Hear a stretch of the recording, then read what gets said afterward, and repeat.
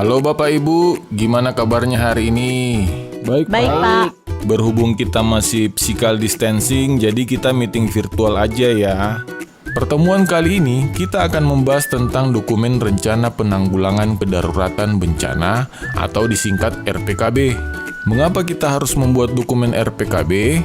Di Kabupaten Tangerang terdapat sejumlah sungai besar dan kecil yang mengalir dari selatan ke arah utara sesuai penurunan permukaan tanah, sehingga rawan banjir.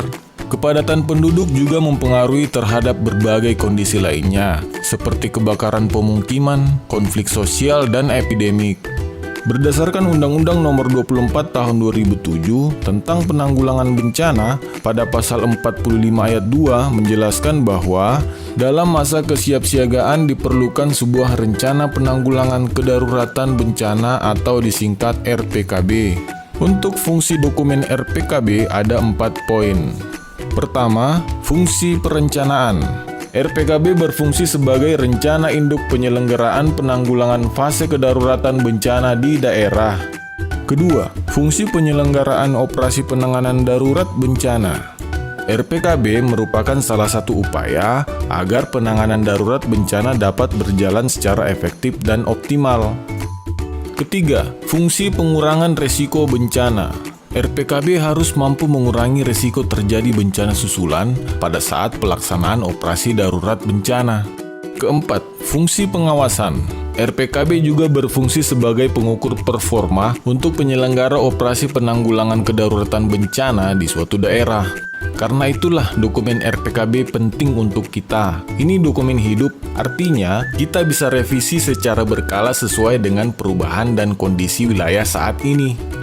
Kita juga sudah melakukan diskusi untuk kajian risiko bencana di wilayah kita berdasarkan kondisi wilayah seperti demografis, infrastruktur, sosial, ekonomi, dan budaya yang ada di kelurahan kita. Dari hasil diskusi yang sudah kita lakukan, kelurahan kita ada beberapa ancaman bencana, yaitu banjir, kebakaran pemukiman, gempa bumi, dan epidemi penyakit. Selain itu, risiko bencana ini dapat berdampak pada kelompok paling rentan seperti keluarga yang memiliki anggota keluarga disabilitas, anak balita, ibu hamil, ibu menyusui, dan lansia. Untuk itu, kita juga perlu memperhatikan kebutuhan evakuasi pada mereka.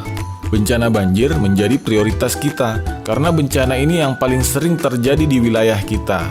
Adapun kekuatan di wilayah kita dalam menghadapi musibah banjir adalah Ketua RT, Tim SAR, Karang Taruna, Linmas, Tagana, organisasi masyarakat, PKK, BPD, pemerintah dan seluruh masyarakat yang harus bekerja mengurangi resiko bencana yang bisa saja terjadi di wilayah kita.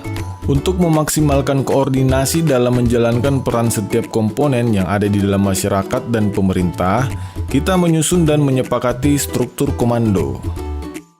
Setelah ini kita akan melihat tahapan bagaimana proses tanggap darurat yang kita lakukan sesuai dengan dokumen RPKB yang sudah kita buat bersama. Berikut videonya. Simulasi tanggap darurat bencana banjir.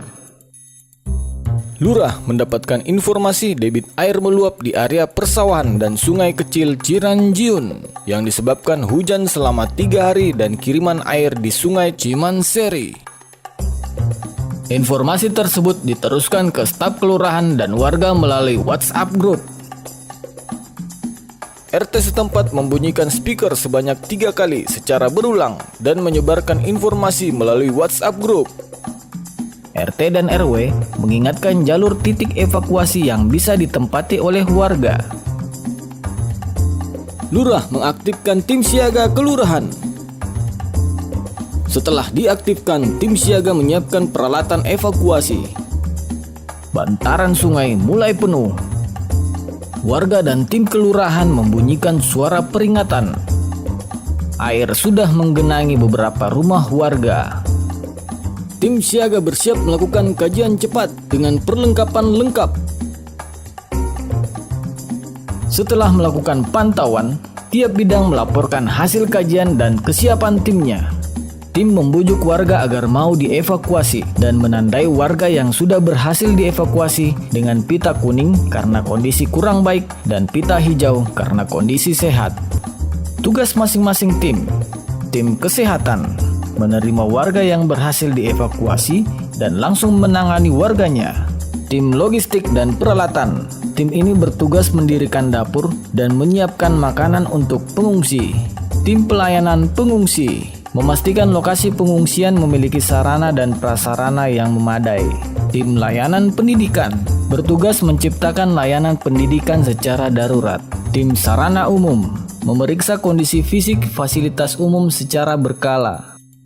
Seluruh tim melakukan koordinasi dan pelaporan harian kepada lurah agar lurah dapat melakukan tindakan seperti mengarahkan masyarakat untuk memulai kerja bakti. Kurang lebih seperti itu simulasinya. Kita berharap tidak akan ada bencana lagi, tapi sekalipun nanti akan ada, maka kita sudah punya panduannya. Tapi kondisi saat ini agak berbeda, Pak. Kita ada dalam kondisi pandemi COVID-19. Pandemi COVID-19 yang terjadi saat ini di hampir seluruh dunia berdampak pula di Indonesia. Lalu apa yang harus kita lakukan jika bencana alam terjadi di saat pandemi masih berlangsung? 1. Tolong diri sendiri sebelum menolong orang lain. Gunakan APD yang sesuai dengan baik dan benar. 2. Saling mengingatkan untuk membangun kesadaran diri, jaga jarak, dan kebersihan. 3. Berikan informasi yang tepat pada masyarakat untuk menggunakan masker dan melakukan praktek cuci tangan pakai sabun. 4. Tidak menstigma atau mencap orang yang berstatus PDP, ODP, dan positif COVID-19. Sebaiknya kita memberikan dukungan kepadanya maupun kepada keluarganya untuk sembuh. 5. Memahami bahwa memang kondisi ini tidak mudah lagi bagi kita, saling membantu dan memberikan dukungan satu sama lain. 6. Tidak perlu takut untuk mengakui dan bercerita jika mengalami gejala tertentu. Ini adalah salah satu mencegah penyebaran. Bagaimana Bapak Ibu, ada pertanyaan lagi? Tidak, Pak. Kalau begitu, rapat virtual hari ini kita tutup dengan doa. Semoga pandemi COVID-19 segera berakhir dan kita dijauhkan dari musibah lainnya. Amin. Amin.